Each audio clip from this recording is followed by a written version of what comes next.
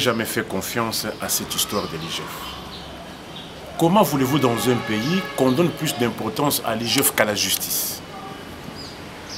Pourquoi? Pourquoi on ne donne pas plus d'importance à la justice qu'à une structure, un service attaché à la présidence? Avez-vous déjà entendu cette histoire de l'IGF accabler les gens de la présidence de la République? Or, savons tous qu'à ce jour, la plaque tournante de magouilles, de détournements, de dépassement budgétaire, c'est la présidence de la République. Comment voulez-vous, l'IGF ne peut pas aller voir, chercher à connaître pourquoi chaque mois, il y a toujours dépassement budgétaire, mauvais dépassement budgétaire répétitif, madame. En des termes simples, c'est quoi? C'est la gabegie financière. C'est dilapider l'argent des contribuables congolais. La législation aimerait que chaque institution ait un budget. Et toutes les dépenses qui doivent être faites doivent être en deçà de ce budget alloué à chaque institution.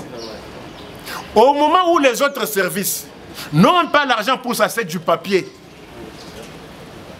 Du papier. Allez dans le sous-siat. Allez au parquet. Allez dans le greffe. Ce sont les justiciables qui supportent tout ce que l'État doit faire. L'État ne donne presque pas de frais de fonctionnement. Mais lorsque vous allez à la présidence, des dépassements budgétaires. L'IGF, en des termes simples, c'est un instrument de dissuasion, un instrument d'intimidation, institué par le régime pour faire peur aux uns et non pas aux autres. Nous voulons que l'argent de l'État rentre dans les circuits normaux. C'est mon souhait. Mais comment voulez-vous que cette histoire commence à fonctionner? On vous parle de chiffres, mais ces chiffres-là ne sont que dans les têtes de quelques animateurs. Mais est-ce que mon peuple vit cela? Au moment où nous parlons, tous les services de l'État sont caractérisés par les impayements. En commençant même par la présidence de la République, il y a cela qui a acquis 5 mois d'impayement. À la présidence de la République. Depuis quand? Depuis que le Congo est Congo. Ce n'est que sous ces régimes de Mobutu et leurs enfants que nous sommes en train de revivre ce que nous avons vécu vers les années 90. Moi, je suis un Zaïrois congolais. Je connais le temps dans lequel les Mobutus, quand ils partaient, ont légué les Zaïres. Les Zaïres n'avaient pas de budget. Ce n'était pas un pays structuré. Ils sont partis, ils sont revenus, ils ont trouvé un pays structuré. Avec les institutions. Il va encore nous ramener cela. Aujourd'hui, on voit un ministre en fonction. Un inspecteur général des finances, chef des services, en train d'être jugé par le tribunal civil de Kabouya. Secrétaire général d'un parti politique. Aïe. Et vous voulez qu'on vous dise encore quoi? Cette vidéo, cette photo, dit tout. Dit tout. Dites-moi, quelle est la relation qu'il y a entre un inspecteur général des finances de l'État et le secrétaire général Aïe d'un parti politique?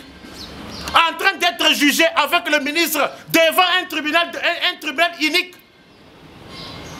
du parti présidentiel. Vous voulez encore qu'on dise quoi? Je vous ai toujours dit, Nan Bomonité, avec ce régime, Bokomona.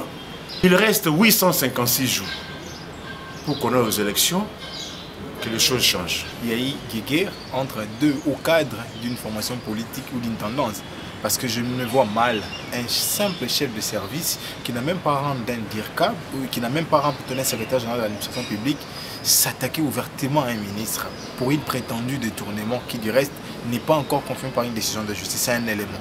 Deuxièmement, il faut poser la question, est-ce dans la loi de finances actuelle, monsieur l'inspecteur chef de service a-t-il pouvoir d'être ordonnateur de finances de la République? Parce que, de par la loi de finances, l'ordonnateur principal de finances publiques, c'est monsieur le ministre de Finances. Il ne peut en aucun cas s'ingérer dans l'ordonnancement de finances publiques. C'est déjà une question. Deuxièmement, madame, C'est ici l'occasion de dire les mérites de ne jamais reconnaître ce que les prédécesseurs ont dit faire. Dans ces pays, on a eu à installer ce qu'on appellerait en son temps la bancarisation de la paie des fonctionnaires de l'État. Qu'est-ce qu'on a fait de cette institution? Qu'est-ce qu'on a fait de cette opération qui visait de faire passer par les canaux bancaires tous les paiements dus aux fonctionnaires et cadres de la fonction publique, dont fait partie également celle de l'EPSP. Mais c'est encore plus grave, madame. Lorsque vous voyez un inspecteur chef de service qui se permet de donner des ultimatums ou de donner des injonctions à un ministre en fonction, qui du reste gère un secteur constitué des plus hauts gradés de la fonction publique, notamment les secrétaires généraux, c'est grave. Ça veut dire que nous sommes descendus plus bas.